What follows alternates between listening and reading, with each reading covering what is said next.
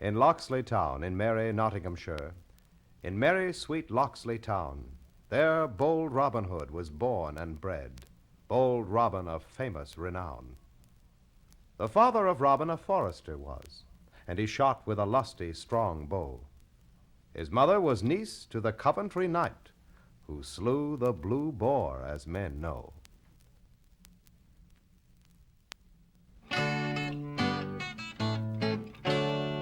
Robin Hood went into fair Nottingham with a general for to dine. There was he aware of 15 foresters who were drinking ale and wine. What news, said bold Robin Hood, what news fain wouldst thou know? Our king has provided a shooting match, and I'm ready with my bow. Hold it in scorn, said the 15 foresters, that ere a boy so young should bear a bow before our king that's not able to draw one string. I'll hold you 20 marks, said bold Robin Hood, by the leave of Our Lady, that I'll hit the mark 100 yard and cause a heart to die. Hold you 20 marks, said the foresters, by the leave of Our Lady. Thou hit not the mark 100 rod, nor cause the heart to die. Robin Hood, he bent up a noble good bow, and a broad arrow he let fly. He hit the mark 100 rod, and caused a heart to die. The heart did skip, and the heart did leap, and the heart lay on the ground. The wager is mine, said Robin Hood, if it were for 1,000 pounds. The wager is not thine, said the foresters, although thou beest in haste. Take up thy bow and get thee hence, lest we thy bones should break.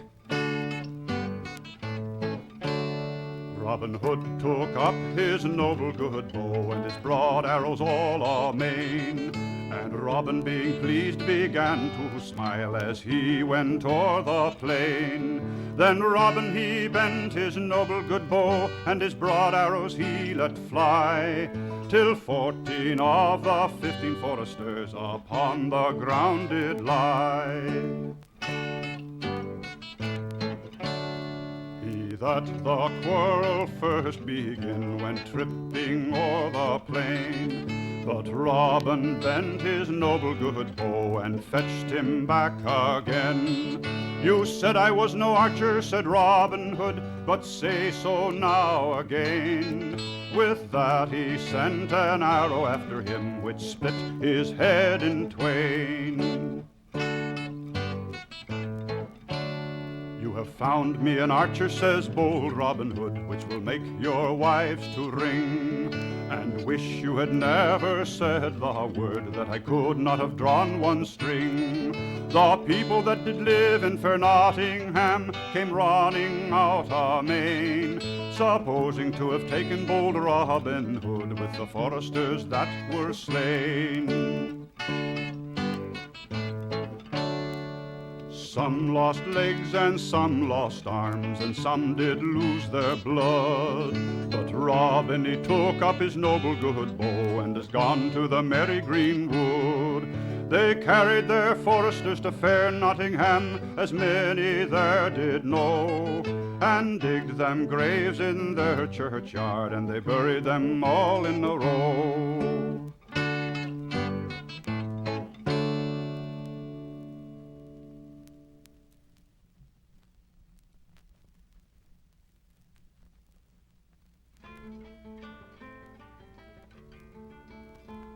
When Robin Hood was about 20 years old, he happened to meet little John, a jolly brisk blade, right fit for the trade, for he was a lusty young man.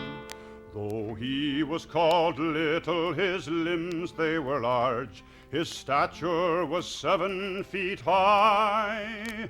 Wherever he came, they quaked at his name, for soon he would make them all fly. Bold Robin Hood said to his jolly bowmen, "Pray tarry you here in this grove, and see that you all observe well my call, while through the forest I rove. We have had no sport for these 14 long days, therefore now abroad will I go. Now should I be beat and cannot retreat, my horn I will presently blow." Robin shook hands with his merry men all, and bade them at present goodbye. Then as near a brook his journey he took, a stranger he chanced to espy. They happened to meet on a long, narrow bridge, and neither of them would give way. Quoth bold Robin Hood, and sturdily stood, "I'll show you some Nottingham play." With that from his quiver an arrow he drew, a broad arrow with a goose wing. The stranger replied, "I'll liquor thy hide if thou offer to touch but the string." Quoth bold Robin Hood, "Thou dost prate like an ass, for were I to bend but my bow, I could send a dart quite through thy proud heart before thou couldst strike me one blow." "Thou talkst like a coward," the stranger replied. "Well armed with a long bow you stand to shoot at my breast, while I protest, have not but a staff in my hand." "The name of a coward," quoth Robin, "I scorn. Therefore my long bow I'll lay by. And now for thy sake a staff I will take, thy courage and manhood to try." Then Robin Hood stepped to a thicket of trees, and chose him a staff of ground oak. Now this being done, away he did run to the stranger, and merrily spoke. "Lo, see my staff, it is lusty and tough. Now here on the bridge we will play. Whoever falls in, the other shall win the battle, and so we'll away." "With all my whole heart," the stranger replied, "I scorn in the least to give out." This said, they fell to it without more dispute, and their staffs they did flourish about. First Robin Hood gave the stranger a bang, so hard that it made his bones ring. The stranger, he said, "This must be repaid, I'll give you as good as you bring." The stranger gave Robin a crack on the crown, which caused the blood to appear. Then Robin, enraged, more fiercely engaged, and followed his blows more severe. Oh, then into fury the stranger he flew, and gave him a terrible look, and with it a blow that laid him full low, and tumbled him into the brook. "I prithee, good fellow, oh, where art thou now?" the stranger in laughter he cried. Quoth bold Robin Hood, "Good faith, in the flood, and floating along with the tide. I needs must acknowledge thou art a brave soul. With thee I'll no longer contend. For needs must, I say, thou hast won the day. Our battle shall be at an end." Then into the bank he did presently wade, and pulled himself out by a thorn, which done at the last, he blew a loud blast straightway on his fine bugle horn. The echo of this through the valleys did fly, at which his stout bowmen appeared, all clothed in green, most gay to be seen, and up to their master they steered. "Oh, what is the matter?" Will Stutely said. "Good master, you're wet to the skin."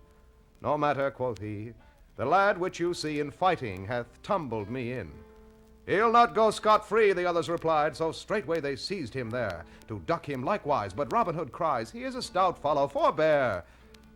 "There's no one shall wrong thee, friend. Be not afraid, these bowmen upon me do wait. There's 69. If thou wilt be mine, thou shalt have a livery straight, and other fine trappings so fit for a man. Speak up, jolly blade, never fear. I'll teach you also the use of the bow, to shoot at the fat fallow deer." "Oh, here is my hand," the stranger replied. "I'll serve you with all my whole heart. My name is John Little, a man of good mettle. Ne'er doubt me, for I'll play my part." "His name shall be changed," quoth Will Stutely then, "and I will his godfather be. Prepare then a feast, and none of the least, for we will be merry," quoth he. They presently fetched in a pair of fat does, with humming strong liquor likewise. They loved what was good, so in the green wood this pretty sweet babe they baptize. He was, I must tell you, but 7 feet high, and maybe an ell in the waist, a pretty sweet lad. Much feasting they had, bold Robin the christening graced. Quoth Stuttley, "This infant John Little was called, which name shall be changed anon. The words we'll transpose, so wherever he goes, his name shall be called Little John." Then Robin he took the pretty sweet babe, and clothed him from top to the toe in garments of green, most gay to be seen, and gave him a curious long bow. Thou shalt be an archer as well as the best, and range in the greenwood with us, where we'll not want gold nor silver behold, while bishops have aught in their purse. When Robin Hood was about 20 years old, he happened to meet Little John, a jolly brisk blade, right fit for the trade, for he was a lusty young man. Though he was called little, his limbs they were large, his stature was 7 feet high. Wherever he came, they quaked at the name, for soon he would make them all fly.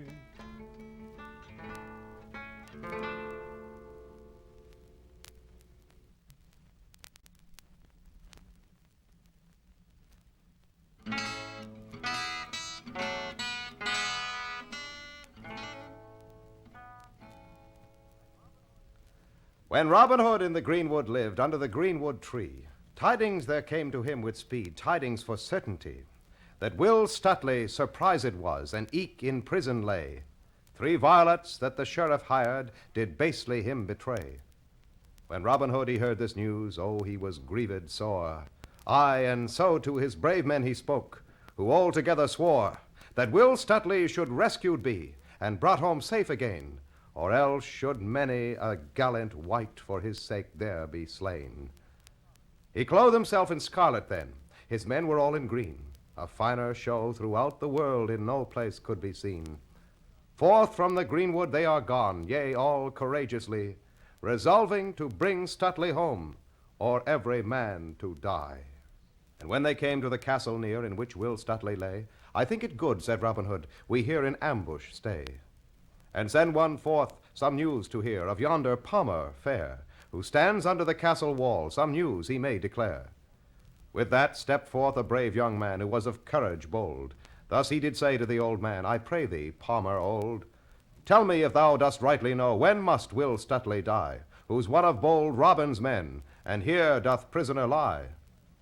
Alack, alas, the Palmer said, forever woe is me. Will Stutely must be hanged this day on yonder gallows tree. But fare thou well, thou good old man, farewell and thanks to thee. If Stutely hanged be this day, avenged his death shall be. When he was from the Palmer come, the gates were opened wide. Out of the castle Stutely came, guarded on every side. When he was forth from the castle come, and saw no help was nigh, unto the sheriff he did say, thus he said gallantly, Now seeing that I needs must die, grant me one boon, said he. My noble master ne'er had man that yet was hanged on tree. Give me a sword, all in my hand, and let me be unbound. I'll fight till I lie dead on ground. Oh no, the sheriff said, on gallows thou shalt die. Aye, and so shall die thy master, too, if e'er in me it lie. Oh, dastard, coward, Stutely cried, faint-hearted peasant slave, if ever my master do thee meet, thy payment thou shalt have. My noble master doth thee scorn, and all thy cowardly crew, such silly imps unable are bold Robin to subdue. When Stutely was to the gallows come, and thought to bid adieu, out of a bush leapt Little John, and stepped Will Stutely too. I pray thee, Will, before thou die, of thy dear friends take leave. I needs must borrow him a while. How say you, Master Shreve? Now as I live, the sheriff said, that varlet will I know. Some sturdy outlaw is this man, therefore let him not go. Then Little John so hastily away cut Stutely's bands. From one of the proud sheriff's men a sword twitched from his hands. Here, Stutely, here, take thou this sword. Thou canst it better sway, and here defend thyself a while, for aid will come straightway. And there they turned them back to back in the middle of the fray, till Robin Hood approached near, with many an archer gay. At that an arrow by them flew. I wist from Robin Hood. Make haste, the sheriff said, make haste, for haste is good. The sheriff fled, his sturdy men thought it not good to stay. But as their master had them taught, they ran full fast away. Oh, stay, Will Stutely cried, take leave ere you retreat. You ne'er will catch bold Robin Hood unless you dare him meet. I little thought when I came here, when I came to this place, that I would meet with little John or see my master's face. Thus Stuttley was released again, and safe brought from his foe. Oh, thanks to my master dear, since here it was not so. And once again, my fellows all, in greenwood we shall meet, where we shall make our bowstrings twang, for us their music sweet.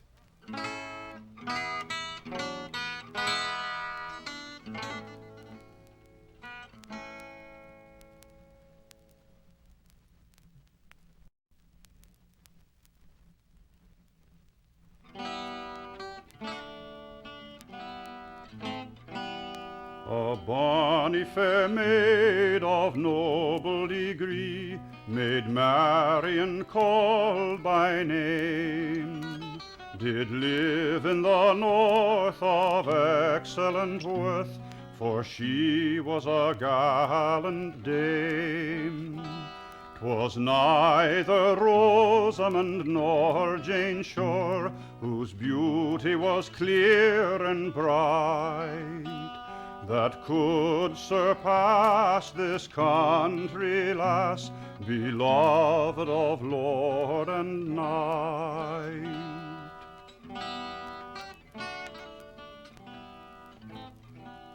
The Earl of Honington, nobly born, that came of noble blood, to Marian went with good intent, by the name of Robin Hood. But fortune bore these lovers a spite, and soon they were forced to part. To merry greenwood went Robin Hood, with a sad and sorrowful heart. And Marian, poor soul, was troubled in mind, for the absence of her friend. With finger to eye she often did cry, and his person much commend.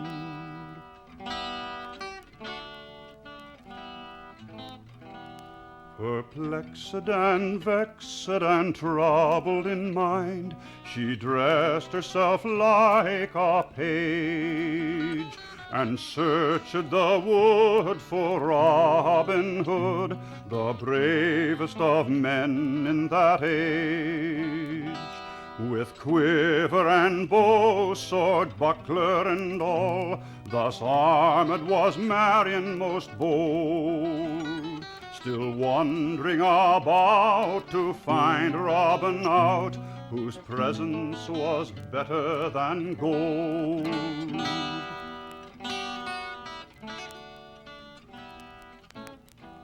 But Robin Hood himself disguised, and Marian was strangely attired. So they proved foes and fell to blows, her valor bold Robin admired. They drew their swords and to cutting they went, for at least an hour or more, till blood run apace from Robin's face, and Marian was wounded sore.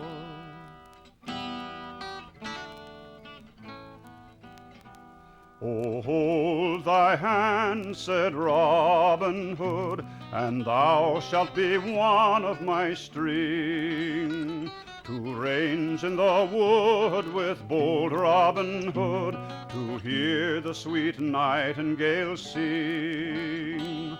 When Marian heard her lover's voice, her name she did confess. With kisses sweet she did him greet, like a most loyal lass.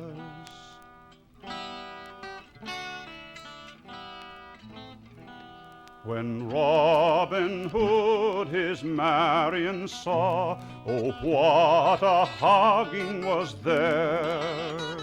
with kind embraces and kissing of faces, providing of gallant cheer. Then little John took his bow in his hand and wandered in the wood to kill the deer and make good cheer for Marian and Robin Hood.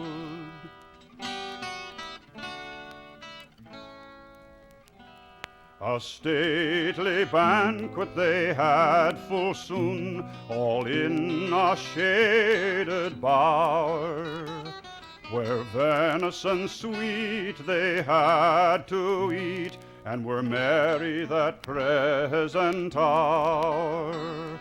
At last they ended their merriment, and went to walk in the wood, where little John and Maid Marian attended on Robin Hood.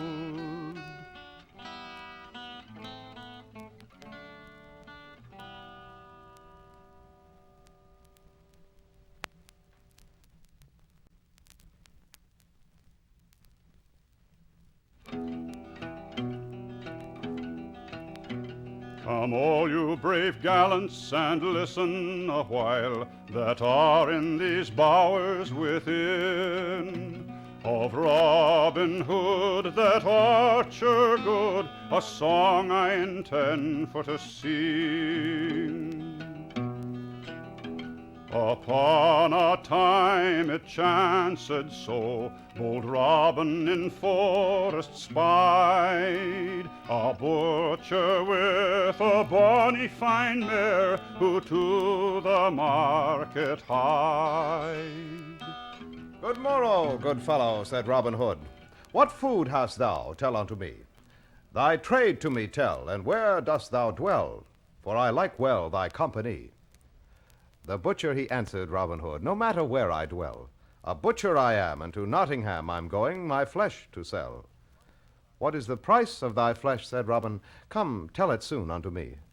The price of thy mare, be she never so dear, for a butcher I fain would be. The price of my flesh, the butcher replied, I soon will tell to thee. With my bonny mare, and they are not dear, 4 marks thou must give to me. 4 marks I will give thee, said Robin Hood, 4 marks it shall be thy fee. Thy money come count, and let me mount, for a butcher I fain would be. Now Robin Hood is to Nottingham gone, to enter the butcher's trade. With good intent to the sheriff he went, and there his stand he made. When other butchers opened their meat, bold Robin he then begun.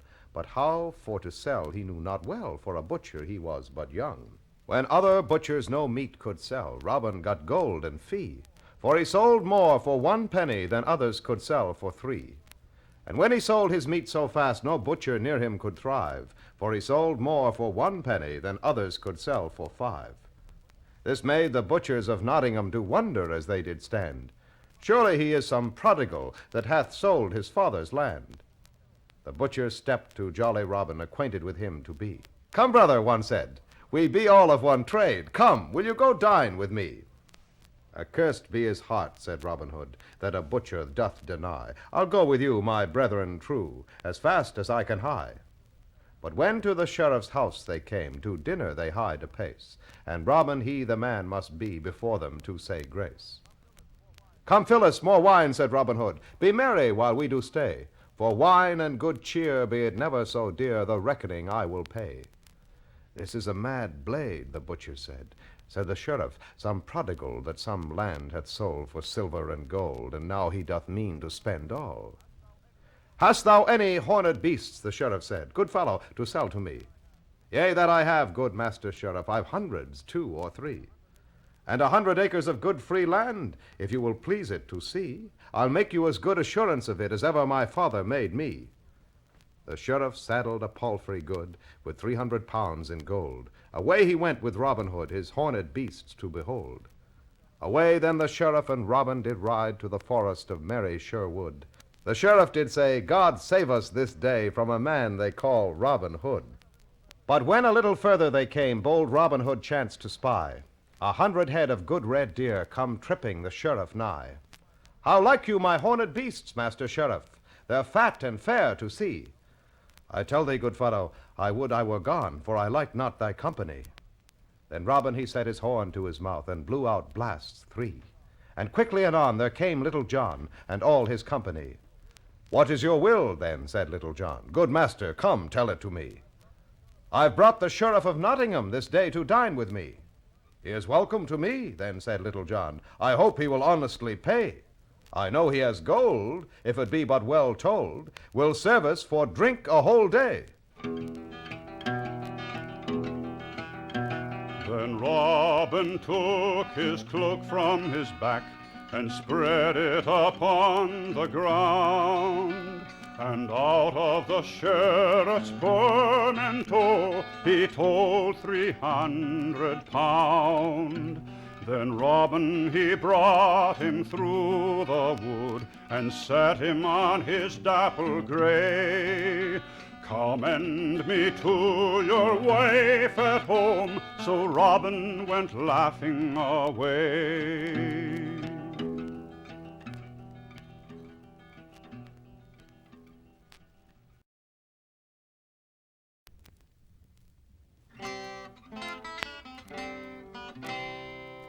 I have heard tale of bold Robin Hood, and of brave Little John, of Friar Tuck and Will Scarlet, of Locksley and Maid Marian. But such a tale as this before, I think was never none. For Robin Hood disguised himself and to the wood has gone. Like to a friar, bold Robin Hood was dressed in his array. With hood, gown, beads, and crucifix, he walked along the way. He had not gone 2 miles or 3 when he did chance to spy 2 lusty priests all clad in black come riding gallantly. Benedicte, then said Robin Hood, some pity on me take. Cross you my hand with a silver groat for our dear lady's sake. I have been wandering all this day, and nothing could I get, not so much as 1 cup of drink, nor bit of bread to eat. Now by my faith, the priests replied, we never a penny have, for we this morning have been robbed and could no money save. I am much afraid, said Robin Hood, you both do tell a lie. And now before that you go hence, your word I mean to try. When this the priests heard Robin say, they rode away amain. But Robin betook him to his heels and soon met them again. Then Robin Hood laid hold of them and pulled them from their horse. Oh, spare us, friar, the priests cried out, on us have some remorse. You said you had no gold, quoth he, wherefore without delay we 3 will fall down on our knees, for money we will pray. The priests they could not him refuse, but down they knelt with speed. Send us, oh send us then, quoth they, some money to serve our need. When they'd been praying an hour's space, the priests did still lament. Then quoth bold Robin, now let's see what heaven hath us sent. We will be sharers all alike of the money that we have, and there is ne'er a one of us his fellows shall deceive. The priests their hands in their pockets put, but gold they could find none. We'll search ourselves, said Robin Hood, each other one by one. Robin took pains to search them both. He found good store of gold, 500 pieces presently upon the grass were told. Here's a brave show, said Robin Hood, such store of gold to see, and you shall each one have a part, for you prayed so heartily. He gave them 50 pounds apiece, the rest himself did keep. The priests, they dared not speak one word, but they sighed wondrous deep.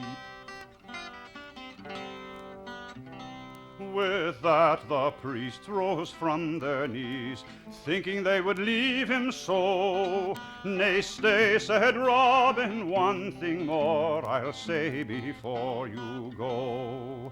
You shall be sworn, said Robin Hood, upon this holy grass, that you will ne'er tell lies again, which way soe'er you pass. And the other oath you shall take is this: have charity for the poor. Say you have met with a holy friar, and I desire no more. He set them on their horses then, away then they did ride. To merry Greenwood he returned, with great joy, mirth, and pride.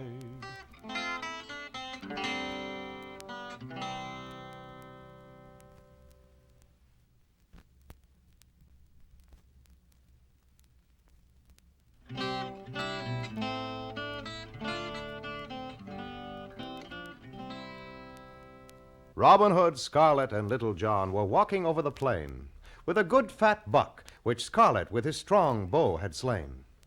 They'd not walked long within the wood, when Robin was espied of a beautiful damsel all alone, that on a black palfrey did ride. Her riding suit was of sable black, a veil hung o'er her face, through which her rose-like cheeks did blush, all with a comely grace. "Come, what is the matter, thou pretty one?" quoth Robin, "and tell me aright, whence thou comest and whither thou goest all in this mournful plight." "From London I come," the damsel said, "from London on the Thames. Surrounded it is, O grief to tell, besieged with foreign arms by the proud Prince of Aragon. He swears by his martial hand to have the princess for his wife, or else to waste this land. Save that champions can be found who dare fight 3 to 3 against the prince and giants twain, most horrid for to see. Their grisly looks and eyes like swords strike terror where they come. They've serpents hissing on their helms instead of feathered plume. The princess shall be the victor's prize, the king hath vowed and said. He that shall the contest win shall have her for his bride. Now we're for damsels sent abroad to the east, west, south, and north, to see whose fortune is so good to bring such champions forth. But all in vain we've sought them out. Still none so bold there are that dare endanger life and blood to free a lady fair." "When is the day?" quoth Robin Hood. "Tell me this and no more." "Midsummer next," the damsel said, "which is June the 24. The tears then trickled down her cheeks, and silent was her tongue. With sighs and sobs she took her leave, away her palfrey sprung. Said Robin, "I'll fight the giants all to set the lady free." "May the devil take thee," quoth Little John, "if I part from thy company." "Must I stay behind?" quoth Will Scarlet. No, that must not be. I'll make the third man in the fight. So we shall be 3 to 3. These words cheered Robin to the heart. Joy shone within his face. Within his arms he hugged them both, and did them both embrace. Quoth he, "We'll put on motley gray, with a long staff in our hand, a scrip and bottle by our side, as come from the Holy Land. So we may pass along the way, none will ask whence we came, but take us pilgrims for to be, or else some holy men." Now they are on their journey gone, as fast as they may speed, yet for all their haste, ere they arrived, the princess forth was led to be delivered to the prince, who in the lists did stand, prepared to fight, or else receive his lady by the hand. Proudly he walked about the lists, his giants by his side. "Bring forth," said he, "your champions, or bring me forth my bride. This is the 24th day, the day we fixed upon. Bring forth my bride, or London burns, I swear by Aragon."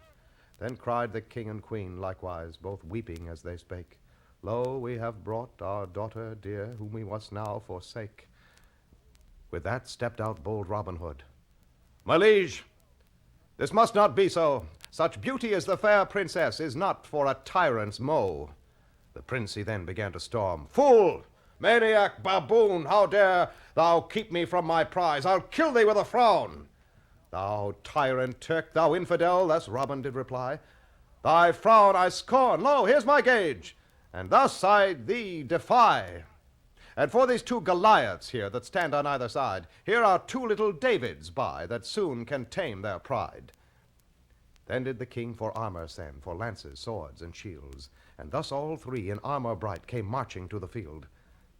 The prince reached Robin such a blow, he struck with might and main, it made him reel about the field as though he had been slain. "Thank you," quoth Robin, "for that blow. The quarrel shall soon be tried. This stroke shall strike a full divorce between thee and thy bride."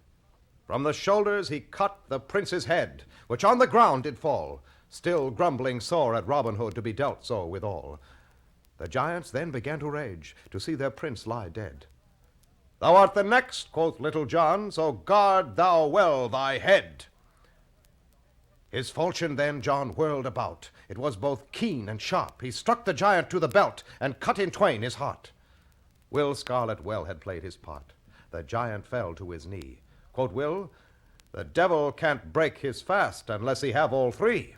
So with his falchion he ran through a deep and bloody wound. The giant swore and foamed and cursed, and then fell to the ground. Now all the lists with cheers were filled, the skies they did resound. This brought the princess to herself, who'd fallen in a swound. The king and queen and princess fair came walking to the place, and gave the champions many thanks, and did them further grace. Then quoth the king, "Say whence you are that thus disguised came, whose valor speaks that noble blood doth run through every vein." A boon, quoth Robin Hood. "On my knees a boon I crave." Then quoth the king, "Thy boon I grant, but ask, and thou shalt have. Then pardon I beg for my merry men who are within the wood, for Little John and Will Scarlet, and for me, bold Robin Hood." "Art thou Robin Hood?" then quoth the king. "For the valor you have shown, your pardons I do freely grant, and welcome you each one. I promise the princess as the prize. She cannot wed all three." "She shall choose," said Robin. Said Little John, "Then small share falls to me."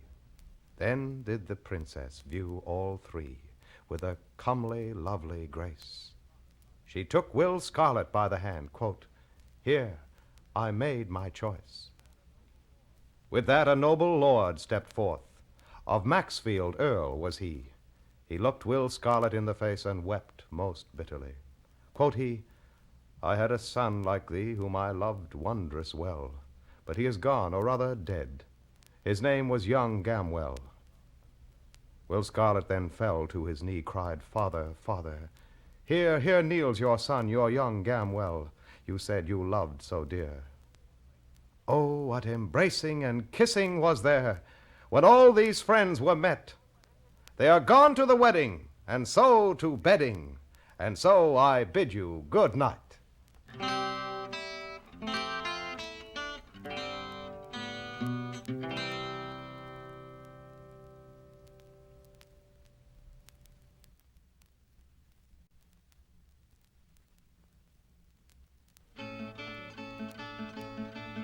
There chanced to be a peddler bold, there chanced to be. He rolled his pack all on his back, and he came tripping o'er the lea. By chance he met two stubborn blades they chanced to be. The one of them was Robin Hood, the other Little John so free. O peddler, what is in thy pack? Come speedily and tell to me. I've several suits of the gay green silk, and silken bowstrings 2 or 3. If you've several suits of the gay green silk, and silken bowstrings 2 or 3, then by my faith, said Little John, half of your pack shall belong to me. O nay, said the peddler bold, o nay, that ne'er can be. There's ne'er a man in Nottingham can take half of my pack from me. Then the peddler he pulled off his pack and put it down below his knee. If you move me 1 perch from this pack, and all shall go with thee.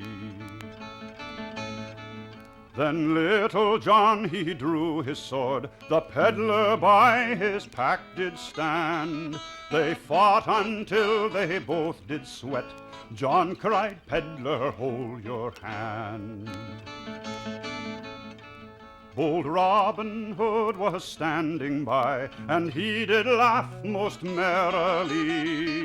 I could find a man of a smaller scale, could thrash the peddler and also thee. Then Robin Hood he drew his sword, the peddler by his pack did stand. They fought till blood in streams did flow. Robin cried, Peddler, hold your hand.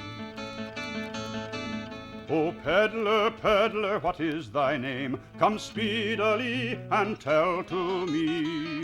My name I ne'er will tell, till your names you have told to me. The one of us is Robin Hood, the other Little John so free. Now said the peddler, 'tis my will, whether my name I tell to thee. I am Gamble Gold of the gay green woods, and travel far beyond the sea. For killing a man in my father's land, from my home I am forced to flee. If you're Gamble Gold of the gay green woods, and travel far beyond the sea, you are my mother's sister's son, what nearer cousins can we be? They sheathed their swords with friendly words, so merrily they did agree. They went to an inn and there they dined, and bottles cracked most merrily.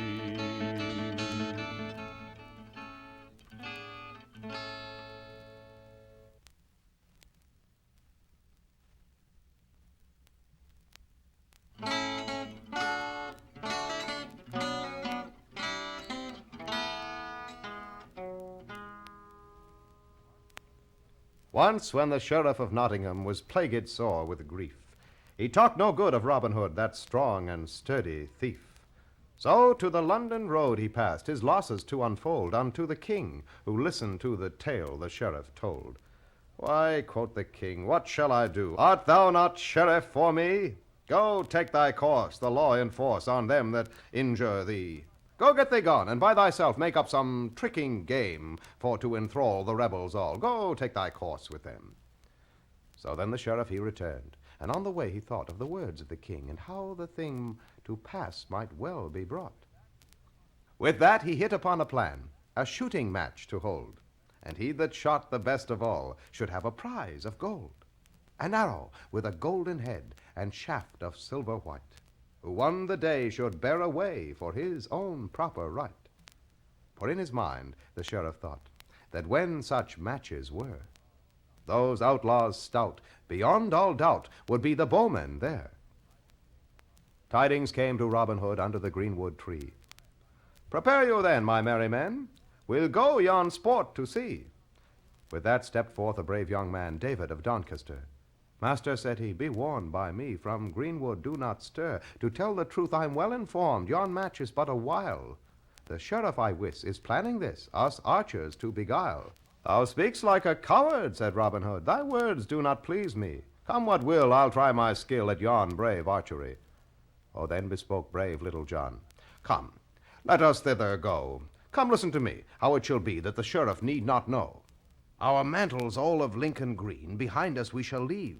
We'll dress us all so differently, they shall not us perceive.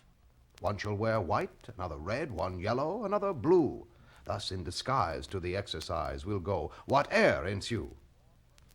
Forth from the greenwood they are gone, with hearts all firm and stout, and mixed them with the sheriff's men to have a hearty bout.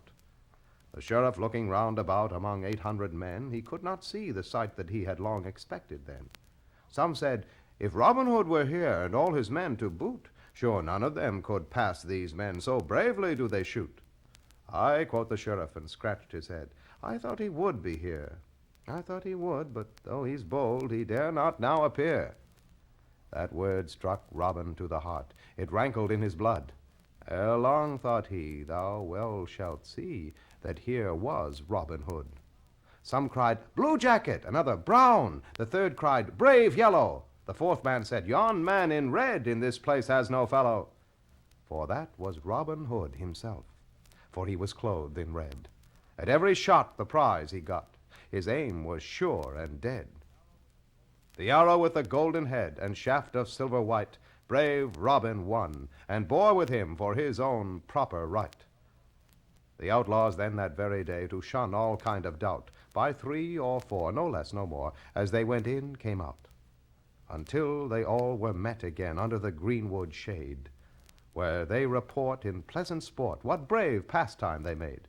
Said Robin Hood, my only care is how yon sheriff may know certainly that it was I who bore his prize away. Said Little John, my counsel good did take effect before, so therefore now, if you'll allow, I will advise once more.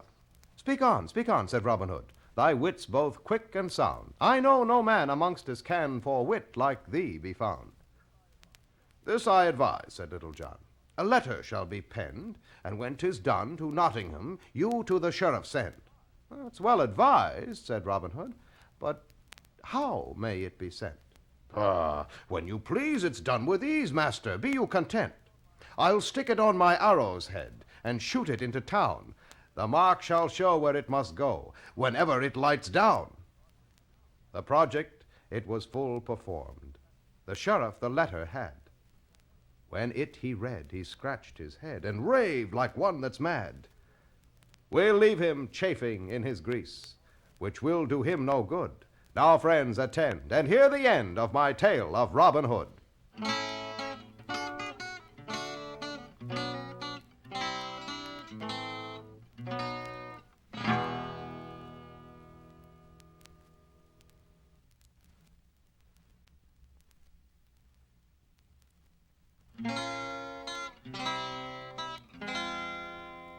When Robin Hood and Little John went o'er yon bank of Broom, said Robin Hood to Little John, we have shot for many a pound.